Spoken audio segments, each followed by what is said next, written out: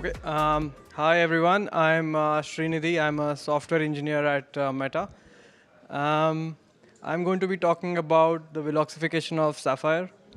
So you folks have probably heard quite a few talks by now about compute engines and Presto and Spark. So I will try to talk about things that are unique and try not to bore you at the very end of the 2-day journey. And I understand the attention is limited at this point.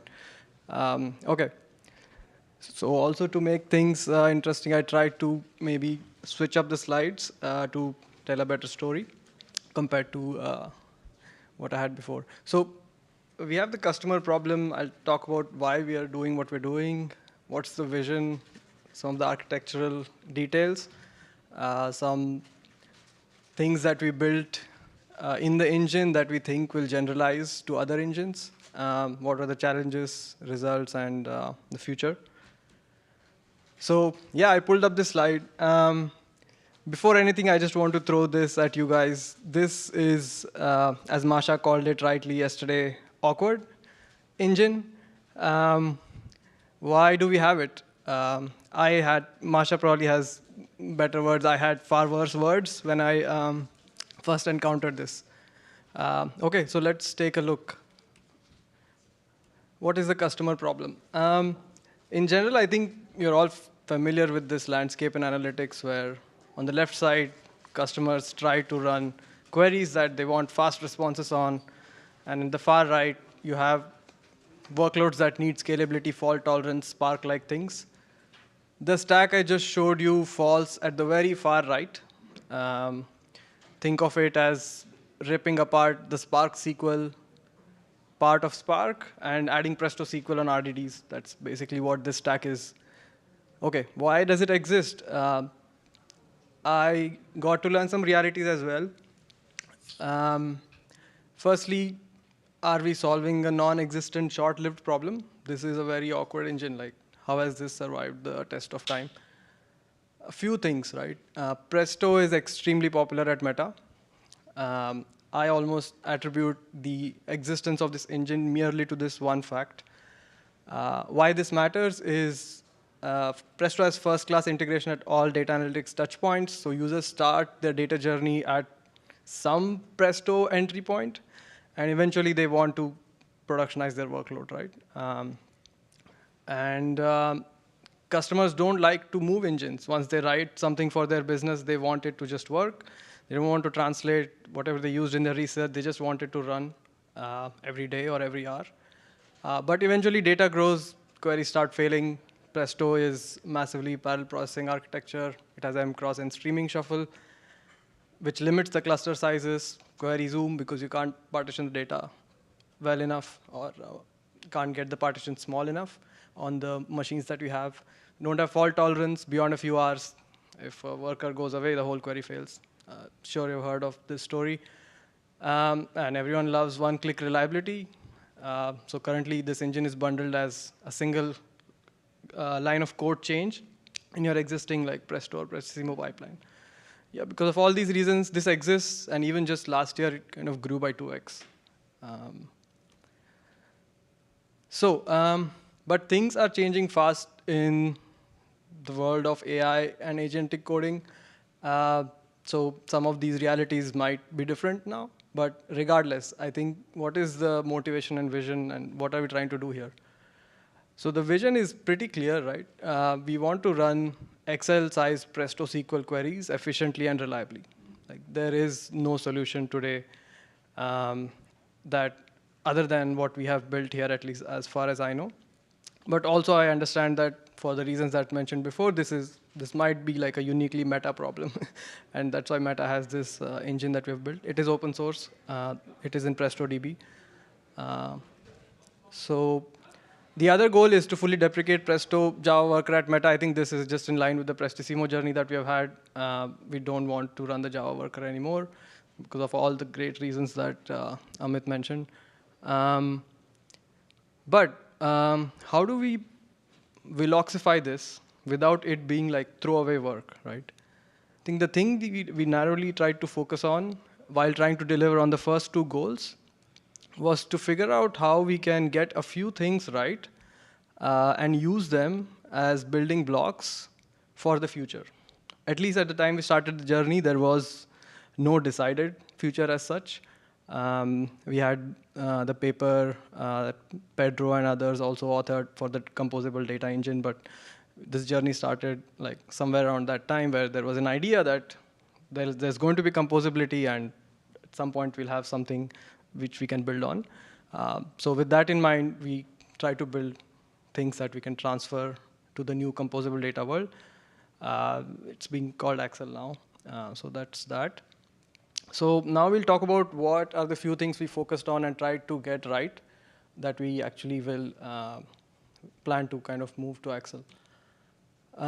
First of all, some general principles we had in mind while building is reuse the full Java control plane offered by existing Sapphire, Java, and Spark. I think I kind of showed you the architecture before. We did not want to rewrite any control plane logic. We just wanted to replace the data plane. This means we don't have to do any additional work for fault tolerance and scalability. There are some unfortunate trade-offs, like we'll have JVM on the worker still, but we kind of swallowed that. All or nothing execution, query runs either fully in C++ or not. This is in contrast to some of the other approaches you see in the industry, like Photon or Gluten, which are GNI based. We made this decision just to keep complexity low. Presto team already built a great worker. We just wanted to reuse the worker as is, reuse its control plane, HTTP APIs, etc. No data exchange between JVM and C++ process, only control messages. Again, keep complexity low. Don't take the performance hit for data serialization and deserialization between the two processes. This means we cannot use Spark's data distribution mechanisms for like broadcasts and things like that, but we were like okay with that. We'll just use persistent storage for all data transfer. So with these principles, we kind of set out to Veloxify this stack. This is what it looked like. So just going back quickly, I shuffled the slide, so I'll have to show you this now. So this was the original stack. As you can see, it's Presto planner, fragmented plan, converts to Spark RDD, and just hands it off to Spark scheduler. And we have code in the RDDs, like compute function, to just spin up the worker, which does all of the actual data plane work.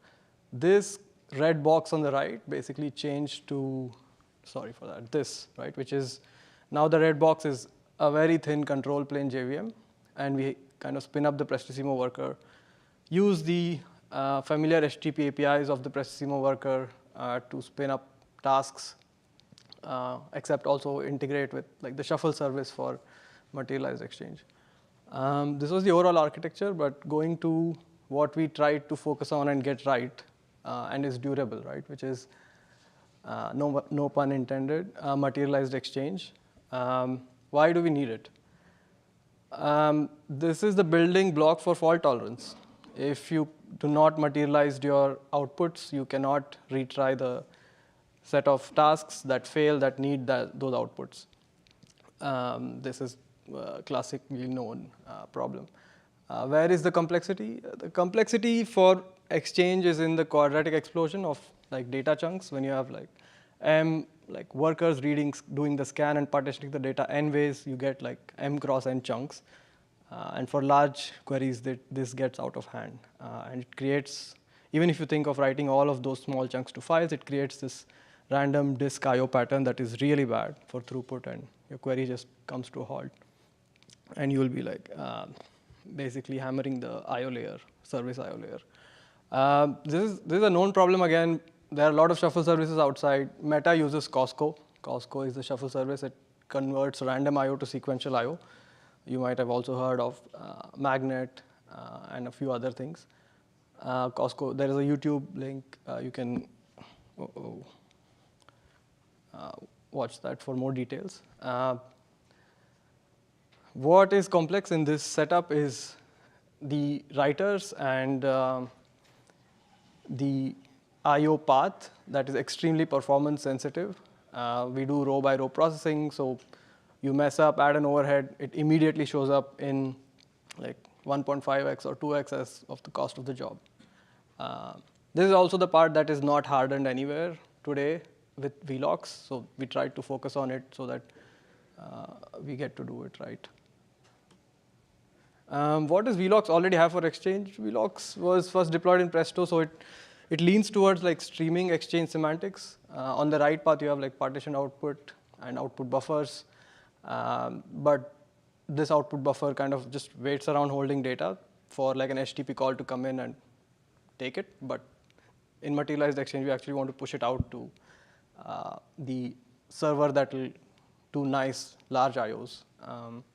So we had to fix that, or rather find a solution alternative to that. Read path is pretty good. The Exchange client, Exchange queue, and Exchange source, which is configurable, like are kind of good enough abstractions to plug new Exchange systems into. My personal quirk has been to make like Exchange client configurable itself versus like making Exchange sources where the whole kind of shuffle system sits behind this Exchange source, just pretending that it's streaming shuffle. But that's for another time. Yeah, so to solve this space, we basically added new Exchange operators for integrating materialized shuffle. These operators get added during local plan conversion in the Prestissimo workers today. So these are basically the three things we added. So on the bottom, you have the mapper stage. You have Exchange write operators, which basically push into Exchange output buffer, which pushes out to your external shuffle service. And that's the small random IO part. The shuffle service kind of aggregates from everyone and converts that into sequential large IO, and you have like large, nicely sized files that then can be read by like the reducer stage. And there again, like I just mentioned, the whole partition data for that kind of reducer task is sitting behind like a one Exchange source, and its job is to just return like serialized pages. And then the rest of the stack just pretends we are doing streaming Exchange. But all that works, so we kind of reuse that for now.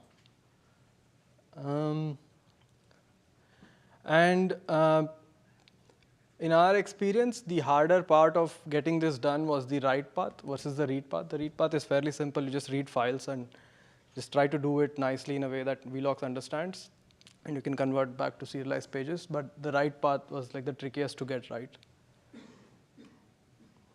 So yeah, a lot of colors, and so I'll try to walk through this and try to explain what we really have here that makes materialized Exchange work and how it solves the random IO problem and how it integrates. So you get row vectors on your drivers in a Velox task.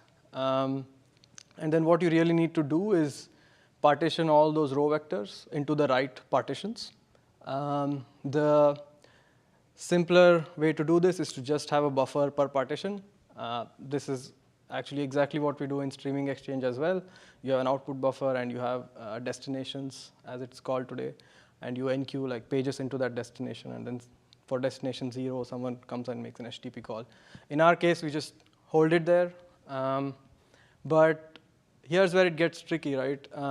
Streaming Exchange is generally about two orders of magnitude smaller number of partition counts than materialized Exchange. With materialized Exchange, the partition count goes way higher. So the number of buffers can be really high, which means that we need to be careful on how big those buffers are, or you risk kind of running out of memory and ooming, or just making the job really expensive. This is kind of the first tricky part of materialized Exchange. So here, yeah, you have like, and the other thing is also that even before getting data into these partition buffers, you don't want to be adding one row at a time because you're getting row batches in Velox. So what you want to do is have another small buffer that's fixed cost, which is O of number of drivers. So one buffer per driver where you write the partition data, and then that's kind of the first level of batching. And then that small batch, let's say for partition 0, goes into the, as shown, can't point it out, as shown there. So you kind of queue row groups into the partition buffers. This works really well. It helps us. The main thing that it does well is that the operator memory pool in Velox, before doing it this architecture, we had an initial architecture where our Costco kind of writer was completely opaque. It would manage its own memory, etc. And that was very limited budget, which means that the buffers per partition would be really small, which means you create a lot of small IOs.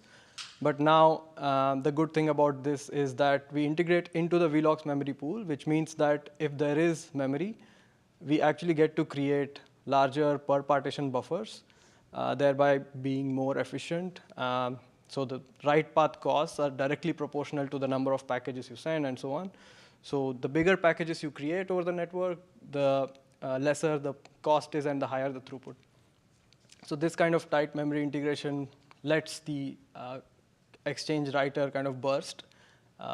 And the interesting thing that we noticed in our workloads is that this is really useful because a lot of workloads are going to be doing just table scans, partition, and then the next stage is going to be join after the write. So the first stage, and your jobs are really sized to hold memory for that second stage, which is going to have a hash table or some kind of in-memory data structure. But on the write scan stage, you have a lot of free memory that the exchange writer can now use and create like really good sized packets.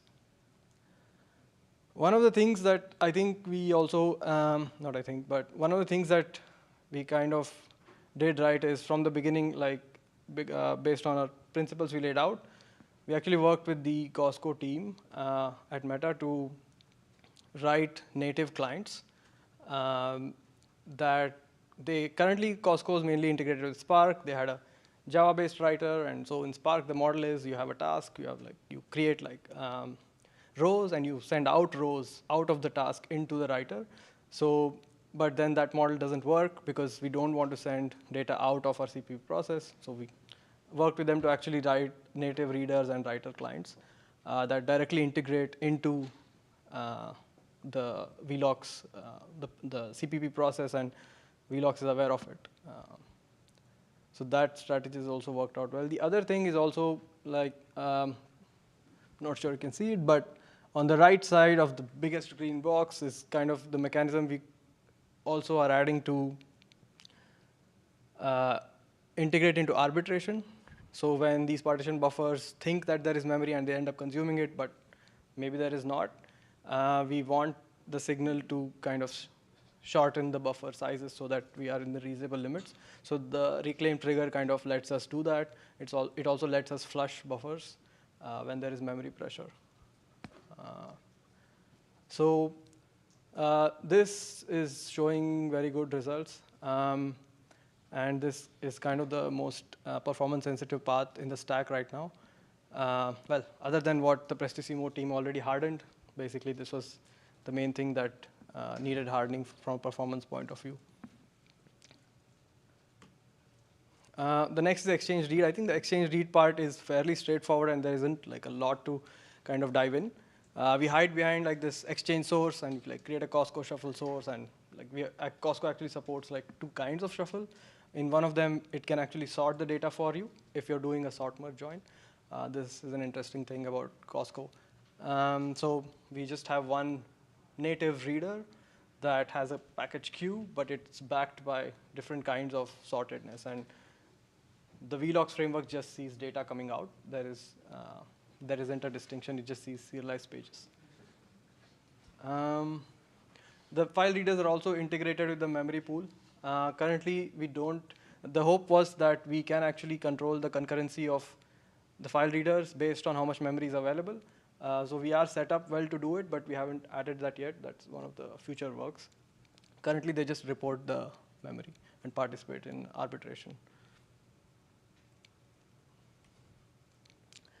So yeah, like I said, I think our goal was to, while solving for the organizational goals, also focus on things we could harden, build, and reuse for the future.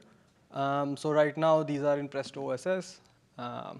We are going to move them to Velox. We are already in discussions to do that, and so that they can be used in Axel. Pluggable Exchange client, I think this part is kind of still under discussion. I personally feel like a fully pluggable Exchange client that any other shuffle service like Costco or some file-based service or any other OSS service can just implement in Velox will be like a clean way to kind of integrate into Velox versus like hiding the whole reader behind an Exchange source, but this is still under discussion. So we have, so that's a rename. So the Exchange writer is now like we're figuring out if we can call it materialized partition output just to stay in Velox semantics of partitioned output and output buffer. And it's currently like configurable. It's file, Costco, or any other OSS shuffle engine. The other thing that we are experimenting with and have some early numbers are around adaptive row versus column encoding, where the writer itself looks at the size of the row group, and figures out if we need to encode it in columnar or row-wise exchange. So interesting thing we found here is that the compact row format, which is in Velox, which is a row-based serialization format, actually wins in compressed size compared to when you ZSTD compress columnar data. That's, well, we still are trying to find a very good explanation for it, but the current explanation is that the repeatable byte pattern of compact row compresses much better with ZSTD than the columnar format. But we used, like, to be fair, we used flat vectors, which means that we didn't use like run length encoding or any of the encodings. So if we use a good encoding on the columnar data, the data itself is smaller, so most likely the columnar would win, but this is a future work. One of the other things we implemented, moving on from Exchange, is broadcast join. So again, like this is in the theme of staying, not transferring data between the JV and C++.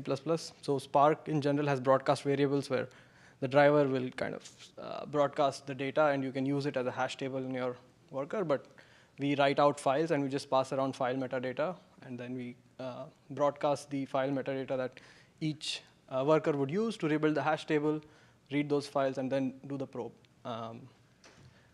But this turned out to be expensive because every worker would, like, every task would read a lot of small files, and they would just thunderherd the I/O layer and slow it down and throttled.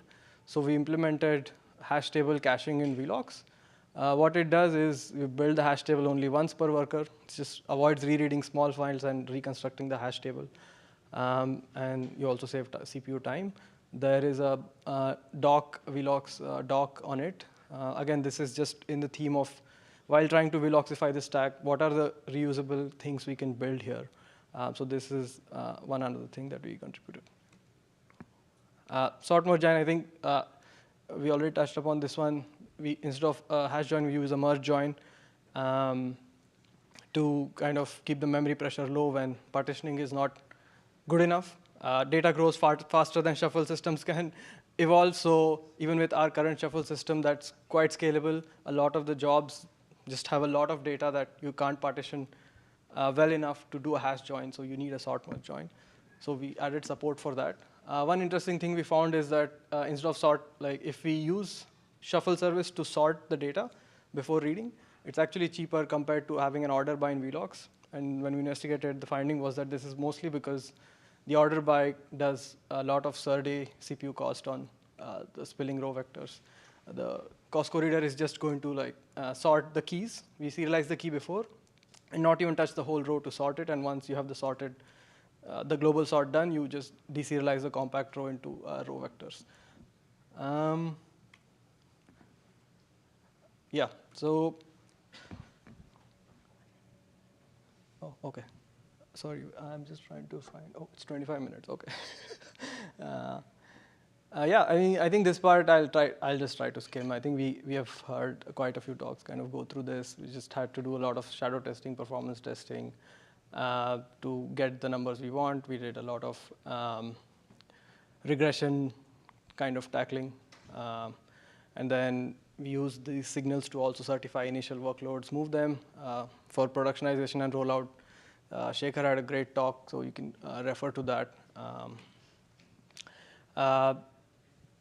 I'm running out of time. So there are a few challenges that are there with meeting our performance goals. These are common to like Spark and Sapphire. We run in a containerized environment. We are IO-driven. There's a lot of variance. So to get high confidence numbers, we just have to do a lot of performance testing.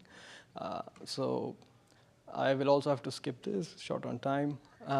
So the summary of this slide is we noticed that in general, on the larger workload engines like Sapphire and Spark, we are more memory bound versus Presto that does a lot of filtering and analytical queries is CPU bound. Yeah, I think how did we deliver on our promise or the vision we initially set out on making like the extra large SQL queries efficient? We overall see like 2x CPU reduction. And this is in line with Presto for total cost reduction. We see like a very wide range between 1.5 and 10x on scan heavy. Scan heavy queries just do better. The last one on building reusable blocks for fault tolerant execution. With materialized shuffle, we kind of built hash table caching. We built the native reader writer clients, which if you heard the talk on PySpark Velox, and of course you heard just now on Gluten, were all reused in those projects. We are transferring the Presto OSS operators into Velox for shuffle. And we did early prototyping with the above components on Axel to just build a fault-tolerant scheduler and see like a local end-to-end query run with materialized exchange with completely native Axel scheduler. Yeah, the current journey is like cost and performance. We're halfway through, but we also built out a lot of the building blocks like we set out to do. Yeah, that's it. Thank you. This was obviously done with the coordination of a lot of team members. Just speaking on behalf of all of them. So yeah, thanks.